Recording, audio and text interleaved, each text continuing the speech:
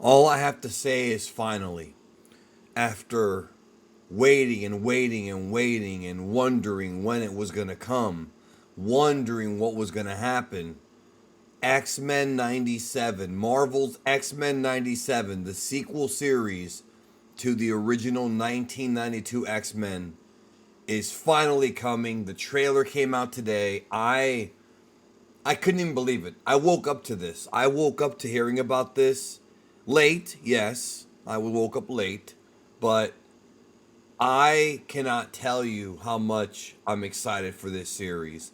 Granted, there are things that concern me in the trailer. There are things I want to talk about that might not seem so great, but this was like my cartoon as a kid. I went from Ninja Turtles to X Men to later discovering Dragon Ball. And even though I'm hyped up for Dragon Ball Daima, mostly because of what I've heard about it behind the scenes, X Men 97 is really what I've been waiting for since I was 8 years old. The good news is that the music, as many people were worried about, even though they said already it was going to be there, is back. The X Men cast from the 92 series is back. Wolverine, Cyclops, Storm, Rogue, Gambit all appear in this trailer. Jean Grey is in the trailer.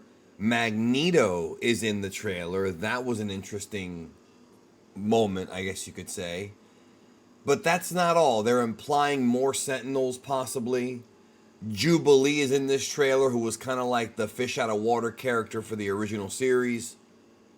Even Bishop is in this trailer, and that was cool to see. Now, couple of things I was concerned about. First of all, the animation doesn't quite look the same as the original series, which I wasn't too surprised about. They mimicked the color scheme and the color palette very well, but the animation looked a little bit weird. This is obviously going to be digitally animated, not like the original series, which was more of a traditional, like, it was hand drawn, but it was also on film. This seems to be more of a digital type of presentation, which can have its benefits. It's certainly a lot easier to animate like that. The backgrounds look beautiful. Some of the shots look very comic bookish, if that makes sense. Not saying it's a bad thing. Now, vocally, the majority of the original voices are back once again as X-Men. I noticed in the trailer that Morph is in the trailer. He is there for like a moment. I think that's Morph. So is Beast, but we kind of knew that was happening. Most of the original voices have come back. Some have passed away. The Wolverine voice, I'm not a big fan of at all in this trailer. It's only one line, but it just doesn't. It doesn't really. It just doesn't really work. You understand? It sounds weird. Cyclops, Storm, pretty much the same thing. I wanted a bit more Gambit, but I loved how at the end of the trailer, and this is coming out March 20th, so it's right around the corner. The end of the trailer had all the X-Men gathering together, including Bishop, and Cyclops is... The whole thing's about them working together and them trying to... It's them trying to become a team without Xavier's leadership, without him being there. Cyclops saying, to me, my X-Men is absolutely taken right from the comic. It's sort of like, and I forgot what comic he says that line in, but it's sort of like the X-Men version of Avengers Assemble. It's so refreshing. I really hope that the show stays course. I hope the show doesn't like go down some of the pratfalls of some of the other things that the X-Men, well, that the Marvel series have done, but it really feels like a throwback. It really does.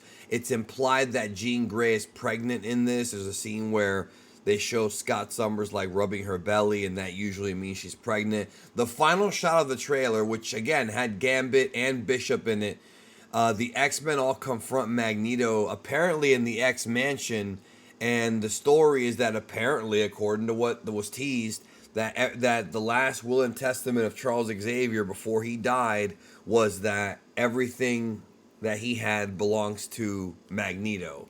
So it's not a foreign story. There have been a few times in the comics where Magneto has taken over as leader of the X-Men. Usually the most famous story you can point to is the Age of Apocalypse, which I would love to see a version of that done here. I did a whole video a couple years ago, I think, discussing some of the major storylines that I wanted them to do in X-Men 97 from the comics. X-Men is my shit, dude. You gotta understand, when you look at my comic book collection, like 80% of it is X-Men and Spider-Man. Like that's my two-ish. Now, by no means am I saying that I don't enjoy other comics, as I do. I have some Batman, I have Kingdom Come, I have Christ on Infinite Earths. I've got a lot of different stuff. I've got, I've got some Thor. I've got a lot, like a good mix, Iron Man in my collection. But X-Men is what I mostly have. X-Men, X-Force, New Mutants. I just that's what I like. That Chris Claremont era, which this show clearly has paid tribute to, both the Chris Claremont and the Stan Lee era, the original X-Men 92 did. More of that sounds good. But Magneto's always been that character who's been aligned with the X-Men and also enemies of the X-Men too. And that's what makes him kind of an interesting character nevertheless.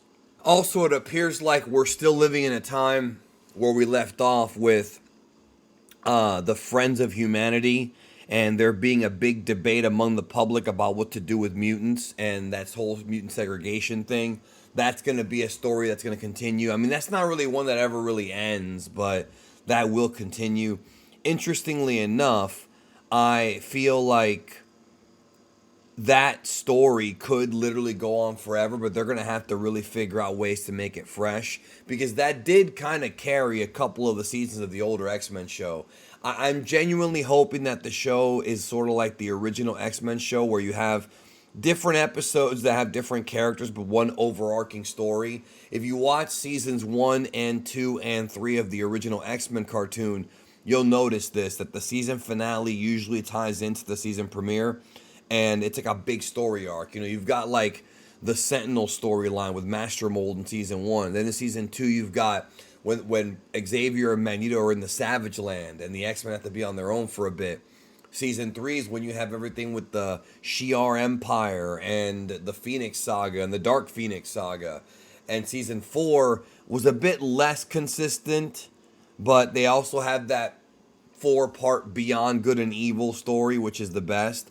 I hope we get the Apocalypse back with the original voice. I am the Apocalypse. Like, that's what I want. I want that Apocalypse back, man. They got to make it as much like the original as possible, because this is going to have a legitimate Saturday morning cartoon feel to it based on what we've seen, and that excites me. Anyways, those are my thoughts. I can't believe it's finally here. I don't know why they waited so long to drop a trailer, but hell yeah. Time has come. I can't wait.